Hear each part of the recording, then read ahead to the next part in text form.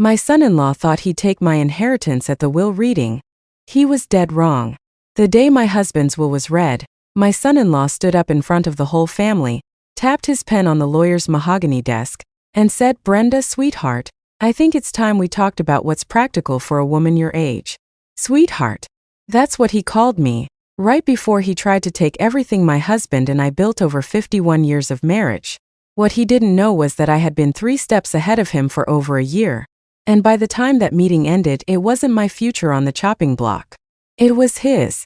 If you like a good come-uppance story, hit that like button right now, and subscribe if you haven't already because I've got a lot more of these to tell you. Now leave me a comment and tell me where in the world you're watching this from tonight. I love scrolling through and seeing how far these stories travel. Alright, get comfortable, maybe grab a cup of tea because this one's got some twists in it. My name is Brenda, I'm 76 years old. And this is the story of how I outsmarted the man who thought a little old lady wouldn't notice she was being robbed. I need to back up a bit so you understand who we're dealing with here.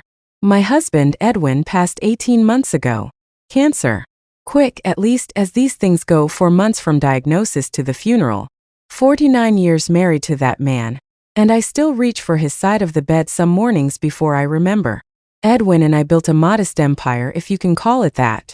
We started with one hardware store in 1974, and by the time he retired we had 6 of them across 2 counties, plus a rental property portfolio that would make your head spin. 14 units, all paid off, all bringing in steady income.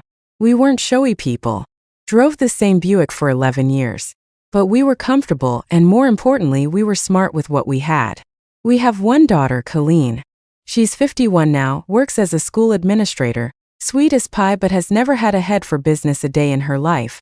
And I say that with all the love in the world, because that woman raised 3 kids while working full-time and never once complained.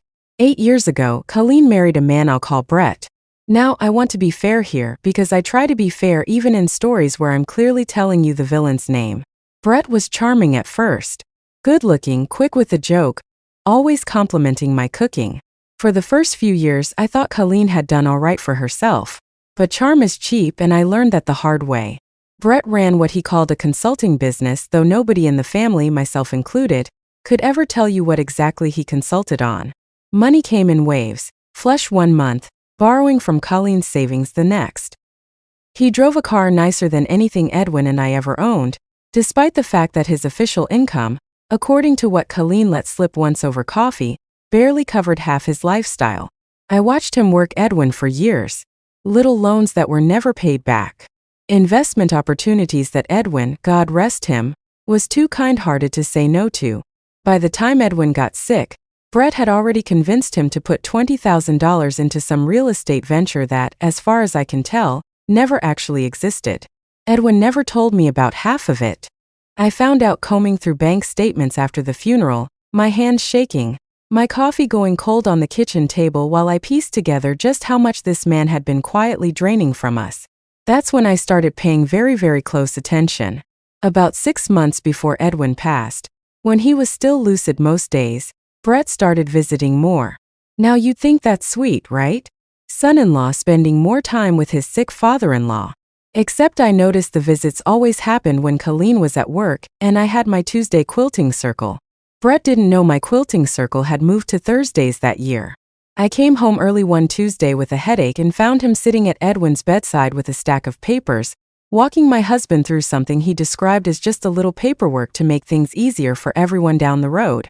I stood in that doorway for a solid 10 seconds before either of them noticed me. Edwin looked confused, the way he did in those last months when the medication made everything foggy. Brett looked like a man who'd been caught with his hand in a jar. Except he recovered so fast I almost doubted what I'd seen.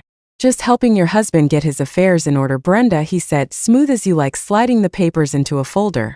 "You know how these things can pile up." I smiled at him. "I want you to understand something about me. I smile at people I'm about to destroy. It's a family trait, I think. My own mother used to say you catch more flies with honey, and while I never had much use for flies, I've found it works wonders on men who underestimate you." "How thoughtful," I said. "Why don't you leave those papers with me? I'll look them over." He didn't want to. I could see it in the way his jaw tightened. But making a scene would have looked strange, so he handed over the folder with a tight little smile of his own. That night, after Edwin was asleep, I sat at the kitchen table and read through what Brett had brought. It was a power of attorney document, drafted by some lawyer I'd never heard of, that would have given Brett significant control over Edwin's financial decisions in the event of incapacitation. Convenient wording that my husband was dying, in and out of clarity, and his son-in-law was trying to get legal authority over our life savings while I was 15 minutes away at a quilting circle that didn't even meet that day anymore. I didn't confront him. Not yet.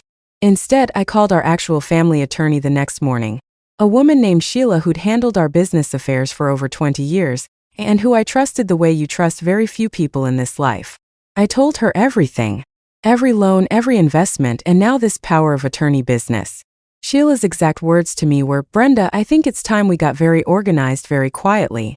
Over the next several months, while everyone thought I was simply a grieving wife managing the day-to-day of a dying husband, I was doing something else entirely. I was building a case. Sheila helped me pull together every financial record, every wire transfer, every loan Brett had asked for and never repaid, every conversation I could document. I started keeping a notebook, an old-fashioned composition book like the ones my grandkids use for school, where I wrote down dates, times, and exact quotes whenever Brett said something that struck me as off. I know that sounds paranoid. My daughter would probably have called it paranoid if she'd known.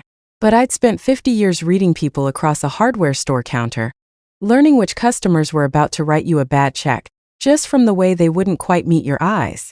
Brett couldn't meet my eyes anymore. Not once he realized I was paying attention.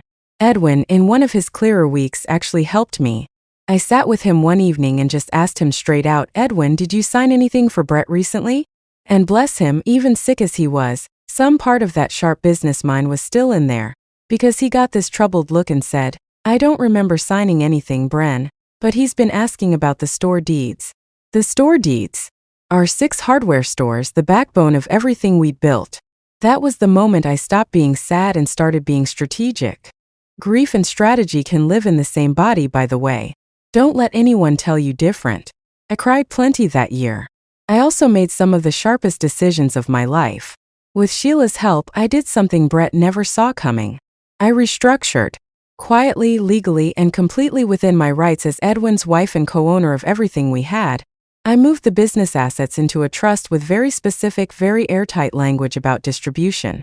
Edwin signed it himself in a moment of clarity, with 2 independent witnesses and Sheila overseeing every word, specifically to make sure no one could ever claim he wasn't of sound mind. I made sure of that.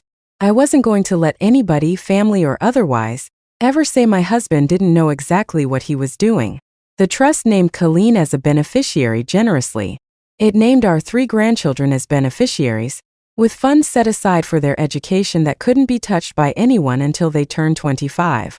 And it named me as trustee with full control over distributions during my lifetime. It said nothing about Brett. Not one word. Because Brett was never entitled to a dime of it, and now there was a legal document making that crystal clear. Edwin passed in the spring. I won't dwell on those weeks because some things are just for me, but I'll say this, the man who stood beside me at that funeral, holding my arm like I might collapse, whispering about how he'd help me handle everything now that Edwin's gone, had absolutely no idea that everything had already been handled months before without him. For the next year, Brett played the long game.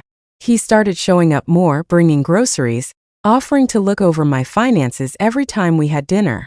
He'd drop little comments about how a woman my age shouldn't be dealing with the stress of managing rental properties, how it might be smarter to sell everything and put the money somewhere more manageable.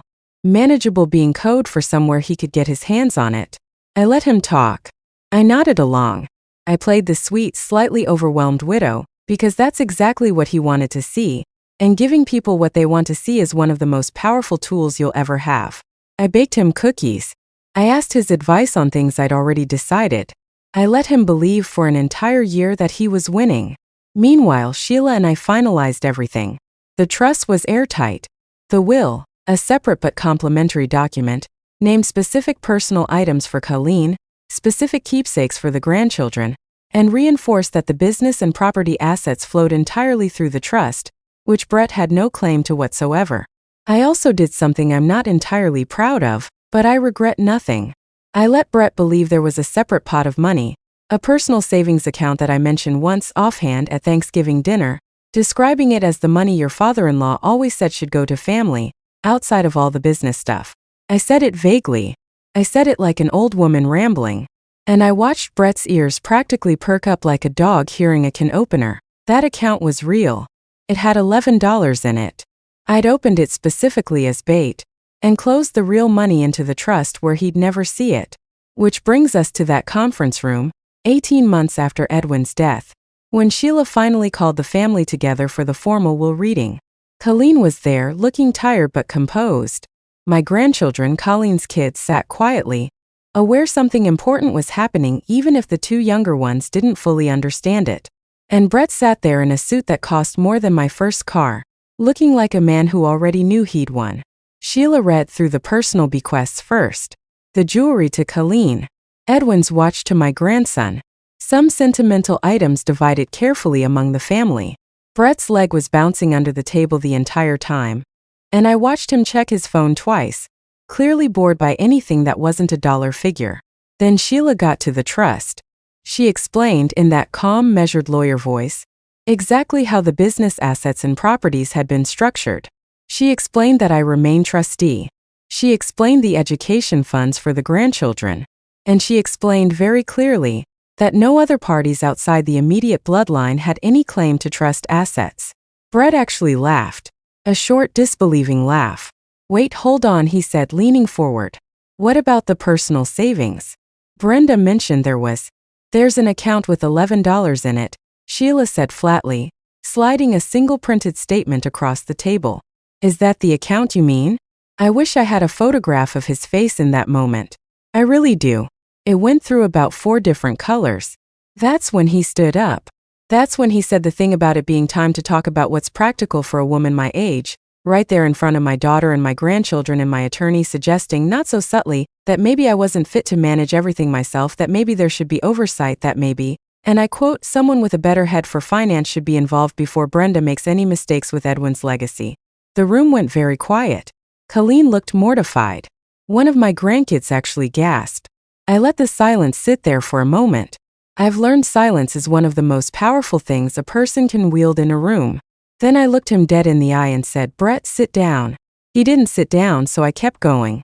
I know about the power of attorney you tried to get Edwin to sign while I was supposedly at Quilting Circle.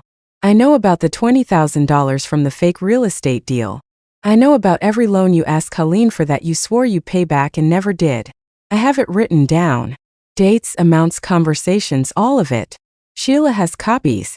And I want you to know that everything, and I mean everything, that Edwin and I built was structured specifically, deliberately, and legally to make sure a man like you could never touch it. I slid my composition notebook across the table. Just let it sit there in front of him. You called me a sweet old lady who needs oversight, I said. I'm the sweet old lady who's been 3 steps ahead of you for 2 years. So no, Brett. There will be no oversight. There will be exactly what Edwin and I decided together, while we were both of sound mind and you were busy trying to steal from a dying man. You could have heard a pin drop in that room. Colleen finally spoke up, and to her enormous credit, she didn't defend him. She looked at that notebook, looked at her husband and said, Is this true, Brett? In a voice that told me their marriage was never going to be the same after that afternoon. And honestly, it wasn't. They separated 4 months later. Colleen told me it was the best decision she'd made in a decade, and I believe her. Brett tried briefly to contest the trust. Sheila had built it so carefully, with such precise documentation of Edwin's mental competency at every signing, that his lawyer dropped the case within 6 weeks. It simply wasn't winnable, and everyone involved knew it. As for me, I still run the trust. I still manage the properties with help now from my oldest grandson, who's got Edwin's head for numbers and has been eager to learn the business. The hardware stores are doing better than ever. My granddaughter's education funds are growing steadily, untouched by anyone who didn't earn the right to be part of this family's future. And every single time I think about that conference room, about the look on Brett's face when he realized the sweet old lady had outmaneuvered him for 2 straight years, I smile. I told you I smile at people I'm about to destroy. Turns out I also smile plenty afterward too. If there's one thing I hope you take from this story, it's that being underestimated is not the same as being weak. People will look at a woman my age and assume the lights are dimming upstairs, assume we don't notice the little slights, the quiet manipulations, the folders of paperwork slipped in while we're supposedly out at quilting circle. Let them think that. Let them keep thinking it right up until the moment it costs them everything. Thank you all for sitting with me through this one. If you enjoyed it, please make sure you're subscribed so you don't miss the next story. And drop a comment letting me know where you're watching from tonight. I read every single one. Until next time, take care of yourselves, and don't ever let anyone tell you that you're too old to protect what's yours.